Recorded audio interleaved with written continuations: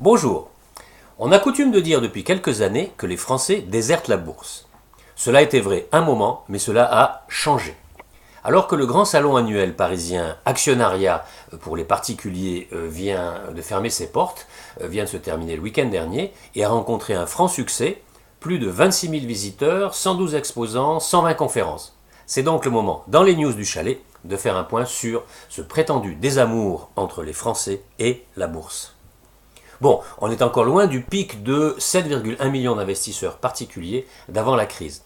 Mais si les chiffres étaient en baisse depuis plusieurs années, eh bien, selon une récente étude de Kantar TNS, le taux de détention d'actions en direct et des placements collectifs a augmenté depuis un an. Représentant 13,8% fin 2008, le taux de détention directe s'établit à 7,6% en mars 2017, après avoir touché un point bas en 2016 de 6,2%.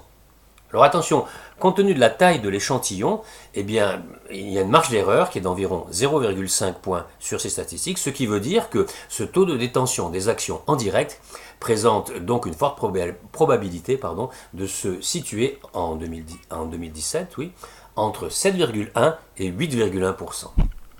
Avec des taux d'intérêt très bas, c'est notamment l'assurance vie et les unités de compte, donc les investissements en bourse, qui tirent ces chiffres vers le haut. La part des Français disant détenir des unités de compte a monté à 11,6% en 2017 contre 10,3% en 2016. Bon, cela dit, il y a encore tout de même beaucoup de progrès à faire.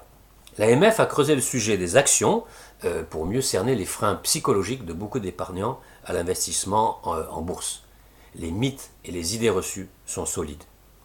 Les épargnants assignent différentes vocations à l'épargne. L'épargne plaisir, de court terme, l'épargne protection, pour les imprévus, ce qui peut être une épargne de court terme, mais qui est de durée indéterminée, et l'épargne construction, qui est une épargne de moyen, de long terme, par exemple pour l'étude des enfants, l'immobilier, le changement de vie professionnelle, si on a un pépin dans sa vie. La préparation de la retraite est à la fois de l'épargne protection et de l'épargne construction. Autre enseignement de cette étude de l'AMF, vous allez voir intéressant, l'épargne en action paraît peu atteignable et peu accessible. Les conditions d'accès sont perçues comme élevées, avec des montants d'investissement importants. Elle serait réservée à des spécialistes dotés de connaissances suffisantes, ayant du temps pour suivre cette épargne. Voilà les mythes et les idées reçues qu'ont en tête les Français. Mais bon, j'ai quand même un autre point positif à vous présenter, une étude réalisée par B2B Intelligence pour le salon Actionnariat, on revient au début de la vidéo, nous enseigne que les jeunes s'intéressent à nouveau à la bourse. Ça, c'est une bonne nouvelle. L'investissement en entreprise les intéresse, car les moins de 40 ans cherchent à participer à une aventure humaine et technologique. Leurs réticences à investir en actions sont essentiellement liées à un manque d'informations. Ils n'ont qu'à regarder les news du chalet. Alors, à bientôt, faites de bons investissements en actions et venez voir les news du chalet. À très bientôt.